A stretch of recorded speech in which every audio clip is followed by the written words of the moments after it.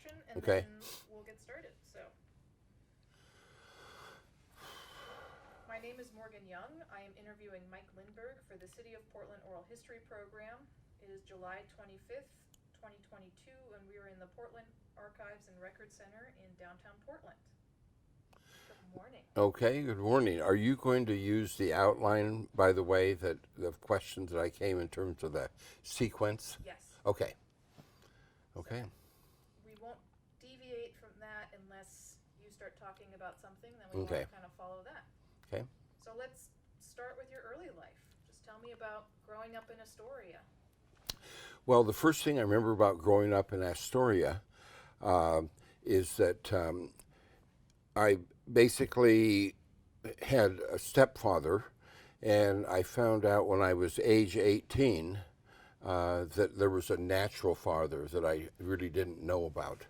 And it's kind of starting in reverse order, but when I left Astoria to drive to go to the University of Oregon, I stopped to get my shoes shined and knew that shoe shine man. And we were talking, and he said, "How's your father?" And I said, "Oh, he's fine." He said, "No, I mean your real father."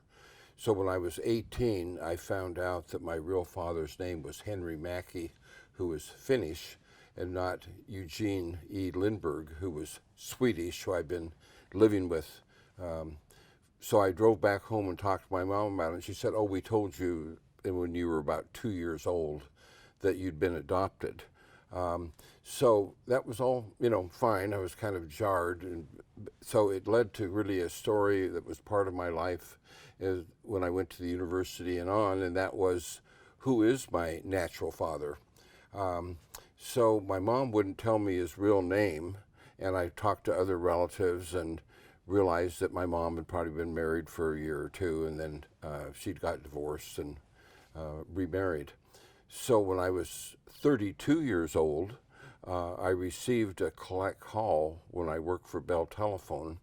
And back in this era, if you got a collect call, you could hear the other party on the line. I said, "Well, may accept it. Who's it from?" And a voice came and said, "This is Henry Mackey, your real father." And that was the first time I knew his name. So before age 32, so I knew there was a real father. So I had these visions. My imagination was working. Well, he was probably actually had moved to Texas and was a really wealthy oil man. And there was a TV show at the time called The Millionaire, where people basically somebody knocked on your door. He was Michael Anthony, and he said, "I'm here to deliver a check for $1 million to you."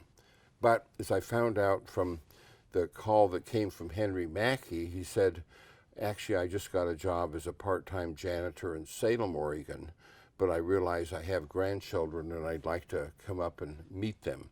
And I said, "Well, if you've been in Oregon all this time, how come you never contacted me?" He said, "Well, I've been really busy."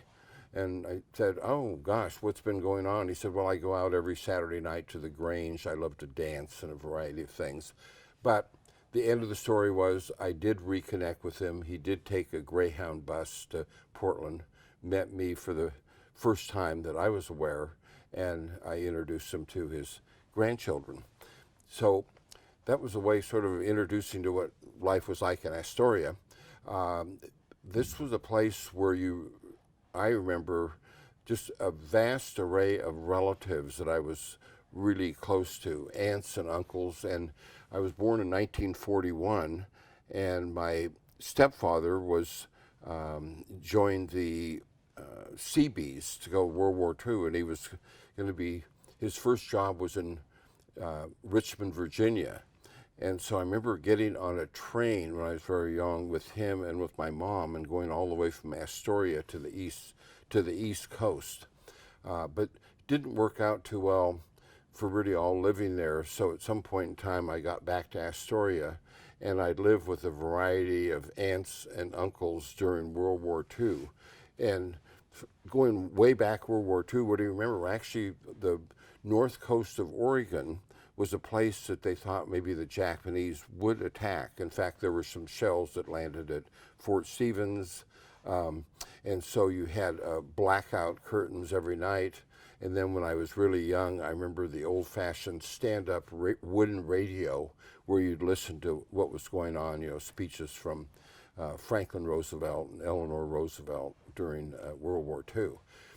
The main things I remember about Astoria was the connection with nature. All of my relatives basically worked in something that had to do with fishing or timber. So I spent a lot of time as a deckhand, for example, growing up very young, going out across the Columbia River Bar, fishing on a boat, and gaffing salmon, cleaning them, baiting hooks. I remember going up where I had an uncle that was logging old growth, unfortunately.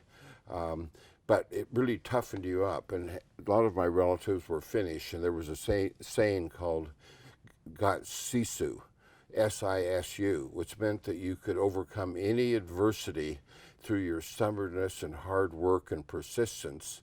And so whether it was being in the outdoors, of going fishing, or whatever it might be, by the time that I went away to college and entered the next era of my life, there was a toughness that had to do with my upbringing. The last thing I'll say about Astoria, one of the aunts that I had was named Oni Camberg, and she owned a restaurant in Elsie, Oregon, which is a town of about 200 people. And so for a short period of time, I actually lived out with her, and she was a sort of a historic figure in Clatsop County. But all of the relatives that I had were very loving, supportive, but what I think the end result was not only that toughness of being out in nature, but flexibility and adaptability that later in life, as you were shuffled sort of from home to home, that you could be prepared for anything. So tell me about going to the University of Oregon. So University of Oregon, and of course, like other people who went as a freshman, it was your first time away from home. There was the push-pull of all the attraction of total freedom, quite a bit of partying that was going on. One of the main, but also just this great awakening intellectually. And so I had the good fortune to be accepted in what was called the Honors College. And that was, at that time, it was new. It was a whole different way of instructing university students, where rather than taking separate classes in philosophy and political science and literature, is that all those subjects were taught in one class under professors that had small classes that, and so it was just so stimulating and enlightening. We had things such as going up in the Mackenzie River for a weekend, getting into discussion about different philosophers and different English literature, different writers. And so that was, I think, one of the things that really led me to be able to succeed later in life professionally, is the Honors College really taught you how to think rather than learning everything and being able to take tests where it was based on your memory. And the other thing that I remember about that period of time that had a big impact on me was the importance of fraternity life on the University of Oregon campus. Not all for good, because fraternities were sort of terrifying in terms of their induction ceremonies, the use of wooden hacks to discipline people that weren't following all the rules, the kind of rampant partying that went on that was sort of over the top in some cases.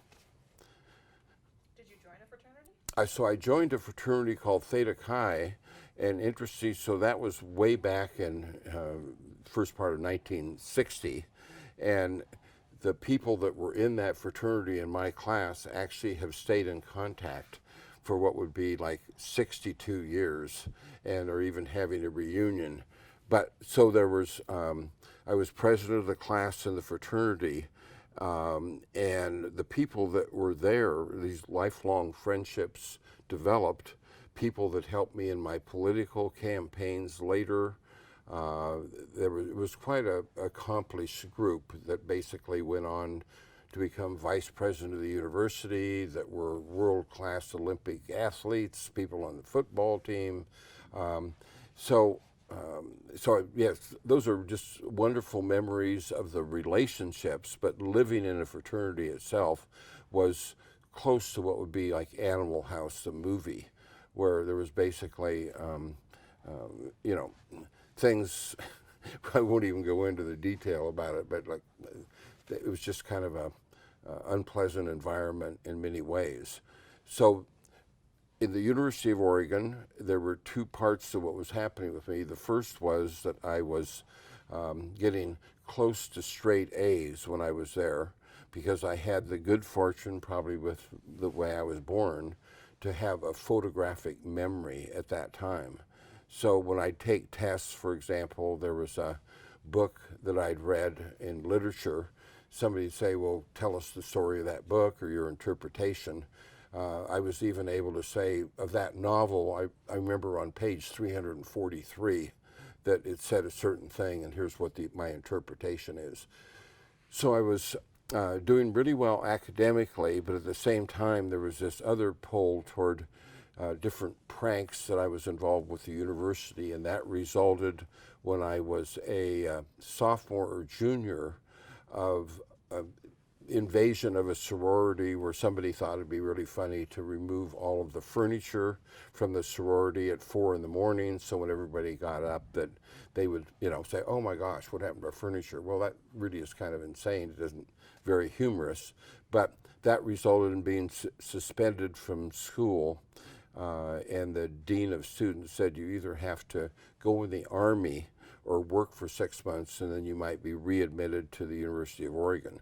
So I went in the Army Reserve, Fort Ord, Camp Irwin in the Mojave Desert, came back, and there's nothing that is a greater motivator for academic excellence than being in that living situation. We're in the Army barracks.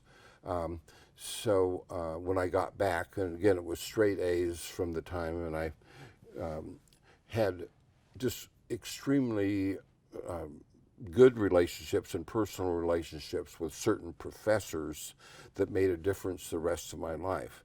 My father in Astoria had been stepfather in the wholesale beer business, and when I graduated from college, he said, if you want to, you can be a beer salesman. I'll buy you a distributorship. I think it was going to be in Eugene. Or I can get you a job working in a brewery, starting like an assistant to the president of Carling Brewery in Canada. But I was so stimulated by the work that I was doing, and there was a professor named James Klonowski in political science, who later became state chair of the Democratic Party, who called me into his office and said, do you really want to sell beer for the rest of your life, or do you want to do something that's more engaging intellectually? So at that time, I basically was accepted to Willamette University Law School, but things happened. I got married early, had kids early, and so I basically took a job working for Bell Telephone, but that was a great opportunity in itself. And you were with Bell Telephone for was it about 7 years? About 8.5 years, and I got tremendous management training, which really allowed me to get some jobs in city government later on, like Director of Public Works and Planning and Development, because I had that training. Also, I was able to go to New York City and work in federal relations at AT&T, and that of course opened up a whole new world of having a job where I traveled around the United States, gave educational sessions for Bell Telephone, where there was a period when I was living in New York City alone for about 6 months, and living in the near Washington Square in Greenwich Village, and I was able to go to every play that was on Broadway, off Broadway. So it was a really profound experience for the 2 years that I worked for Bell Telephone in New York. What made you decide to apply for a job in city government? So I remember distinctly the day that I decided to leave Bell Telephone. So Bell Telephone had 1 million employees. They had a monopoly. They really was not a very creative organization. So mainly they wanted to kind of hold on to the customers they had and keep anybody else from being any competition in the telephone industry. But I remember being in the elevator at the Lincoln Building with Pacific Northwest Bell, and I was going down, and there was a gentleman there that he said, you know what? He said, if you could just hang on for 40 years, then you won't have to worry the rest of your life. Just stay in this office and kind of do this work. It was so shocking to my system, the whole idea of staying in that one corporation, or whether it was that office or another one, of thinking mainly about security as the reason you work somewhere, that I went over and went to the South Park blocks by Portland State. I sat on a bench, started thinking about it, and I looked down and there was a Portland State University newspaper called the Vanguard at that time, and there was an article that said second echelon at City Hall. So I picked it up, and it said, here's a profile on all the people that work in City Hall for the city commissioners. And it said there was one person that was leaving City Hall. His name was Stan Amy. He now was one of the founders of New Seasons Market.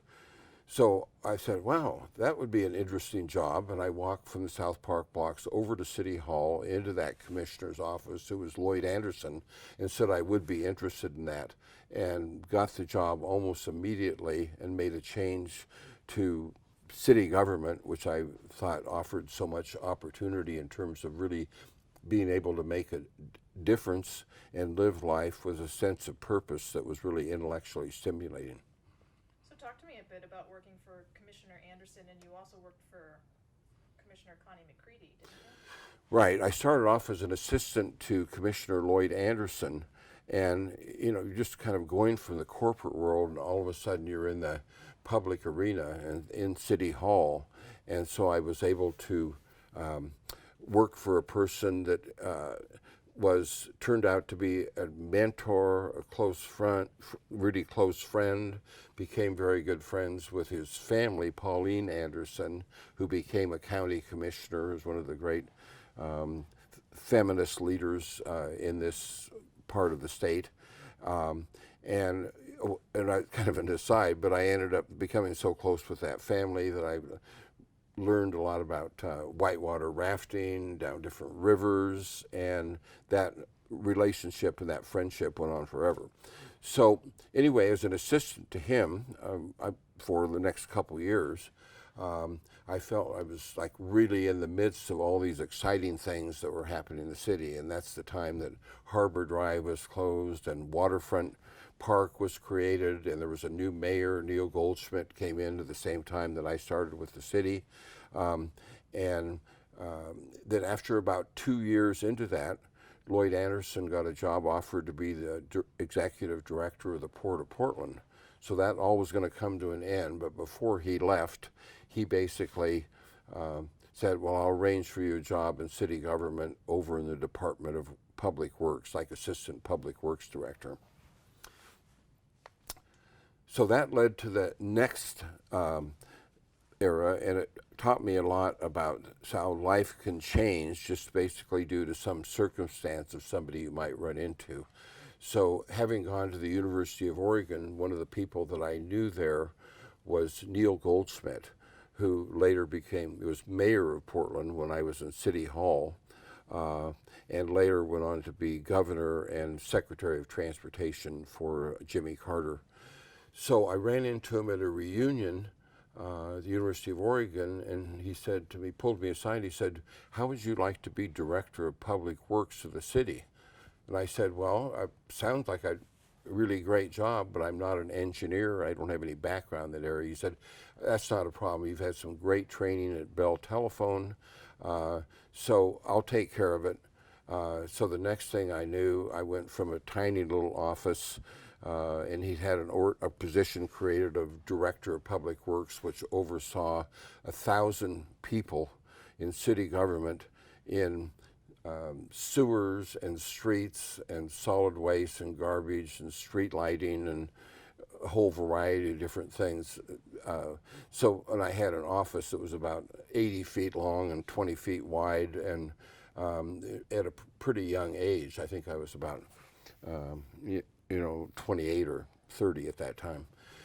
So that was a tremendous opportunity then, because the budget was hundreds of millions of dollars a year, and I used the training I had at Bell Telephone to start applying those things that I'd learned there in terms of budgets and strategic planning, and it led to some early successes of being able to present to Mayor Goldsmith and the City Council a budget that had saved tens of millions of dollars in projects that probably really weren't necessary. So one thing kind of led to another, and then the next thing I did that job for about 2 years, and I worked for Commissioner Connie McCready, and that was a tremendous experience because she was very detail-oriented, hands-on, had an outsized personality. Her husband was the managing editor of the Oregonian, and I, learned a lot from her in terms of the way that City Hall works. But also was a time, my first time when I was Director of Public Works and spending more and more time at City Hall, where I could see the importance of kind of how all the City Council members worked together. The City Council members were Neil Goldsmith, Mildred Schwab, Charles Jordan, and so I could see that they really had to form coalitions to get 3 votes and when they wanted to get things done. And also I could see that you get to know the people personally. Connie McCready, for example, I learned that every office had their refrigerator full of wine, or they might have hard alcohol in their cupboards and stuff like that. And when the work day ended at 5 or 6 o'clock, it might not be the end of those relationships. And I might stay till 7 or 8 o'clock. In fact, I remember Connie McCready saying once, "Can you give me a ride home?" And I gave her a ride home, and we stayed up till 4 a.m. kind of talking and stuff like that. So, but it was a very important lesson in that in addition to being a good manager, you had to kind of go with the flow and get to know all these personalities and how they worked in City Hall to get things done. So that led to, after a couple years of doing that, again, I got a call from Mayor Neil Goldsmith, who said, well, how would you like to be Director of Planning and Development? I said, well, that sounds really good, except I don't have a background in planning. He said, that's no problem. He said, if you have that job, I'd like to know what you do with it. Why don't you come over to my house tonight and tell me what you would plan to do if I gave you that job. So I went over to his house that night, and in typical Neil Goldsmith fashion, rather than ask for my ideas, he said, here's what I want to do in planning and development in the city. And so for 2 hours, he laid out all of his vision of downtown and what he would do in various neighborhoods. And it was clear that he'd already decided that I would have that job. The city council, he created a position, the city council approved it. And so pretty soon I was over supervising a whole new area of bureaus that involved planning, the Portland Development Commission, traffic engineering, the Bureau of Building, city policy think tanks, and that was probably the toughest job that I ever had for the next, anywhere, including the city council, for the next couple years, because working for Neil Goldsmith at that time, you really got the feeling that you were part of something that was historic.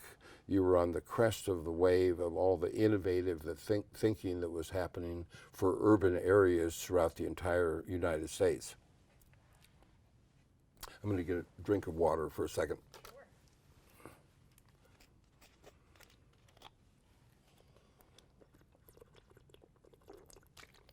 I want to start talking about when you became city commissioner, and that's 1979. And you were the last commissioner to be appointed, right? Yes, and So what happened was that working for Neil Goldsmith, I'll just kind of wrap it up to say that, there were a lot of trips to Washington, D.C., making presentations to cabinet secretaries, getting different grants. Um, I mean, it was basically a very high pressure job, but you had this feeling there was a short period of time we were going to make a major difference in the future of the city. So, again, after a couple of years, all of a sudden he had a job offer to be the cabinet secretary for President Jimmy Carter. And at that time, the four remaining members of the city council voted on who would be a vacancy. So they'd appoint one of the people they'd agree upon themselves, and the council would be mayor, but it opened up a vacancy. Well, they agreed that Connie McCready would be the temporary mayor until the next election. And so I started thinking, well, it's kind of a long shot, but maybe I could be appointed to the city council. 75 people applied. The four members of the council would meet, go through the 75 names, get it down to 20. They got it down to 10. And at that point in time, I was still on the list, and they said, these 10 will make a presentation to the city council, which I did. Then it got down to 5, and then to 3. And when it started getting down to 5 and to 3, the remaining candidates were meeting individually with the city council members that would decide who was going to be on the council. And to give the context, at that point in time, it was actually a much bigger deal in the community and in the media to be on the city council. There'd be headlines. In fact, I saved the newspapers. It would be about that thick if you were to be appointed to the city council. The TV stations and radio stations covered all of the city council meetings. You were probably on TV like about, nearly every night being interviewed for something if you made it. But anyway, so it would be a challenge to get the 3 votes because it was pretty competitive to get that appointment. Again, that was sort of a lesson learned, and what I realized is that with a team like the city council, and whether it be a political body or in a corporation, it wasn't always your background that was important or what your plan would be if you got there, that people on the city council were looking for you. What kind of teammate would you be to work with? So, for example, when I met with Commissioner Charles Jordan and made a presentation, I realized that matching up your values and the style that you would have on the city council in terms of working with integrity and transparency and trust, that those traits would be just as important as what your background was or what your plan was for the city. And so I initially needed to get 3 votes. I had Connie McCready, temporarily Mildred Schwab, and Charles Jordan would be the 3rd vote. And so I outlined what my values were and what kind of a teammate I would be on the city council, and that meeting went well.